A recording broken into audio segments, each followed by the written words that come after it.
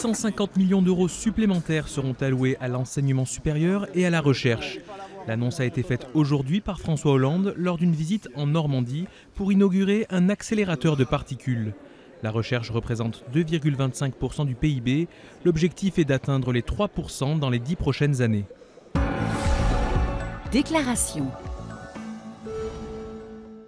Nous sommes dans un moment déterminant pour notre pays.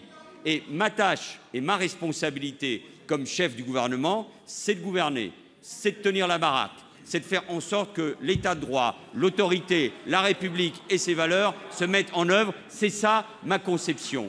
Et d'un dernier mot, monsieur le sénateur, ce qui manque le plus au pays, parce qu'il n'y a pas d'appétence, y compris aujourd'hui vers les propositions de l'opposition, ce qui manque le plus, c'est l'espérance.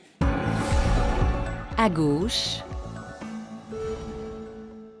Soutenir Jean-Luc Mélenchon ou désigner un candidat, c'est le dilemme du Parti communiste. Mais pour l'heure, il refuse toujours de céder aux sirènes de la France insoumise.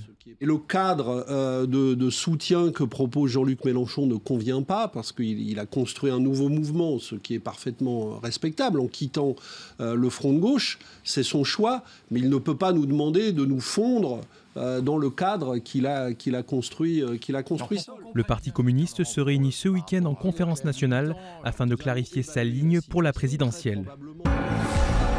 Terrorisme.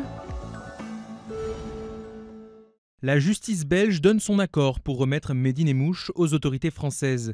Il est l'auteur présumé de l'attaque du musée juif de Bruxelles qui avait fait 4 victimes le 24 mai 2014.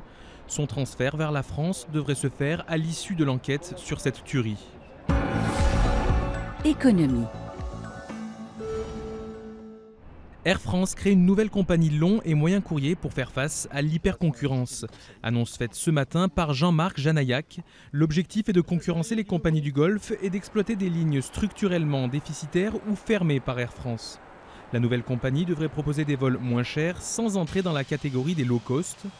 Les syndicats de pilotes restent mitigés sur ce plan. Hôtesses et stewards craignent d'être les grands perdants du projet. L'événement. Le prix Goncourt 2016 attribué à Leila Slimani. Son roman Chanson douce a été désigné dès le premier tour par les jurés à 6 voix contre 10. La jeune romancière y raconte l'histoire d'une nounou infanticide. L'inquiétude, c'est le sujet même du livre. C'est qu'on ne sait pas. Oui, c'est qu'on ne sait pas et que la vie aussi de tous les couples qui ont de jeunes enfants aujourd'hui, c'est d'être divisé comme ça entre des obligations qui sont les obligations professionnelles et en même temps la volonté de protéger ses enfants, mais on ne peut pas être toujours avec ses enfants.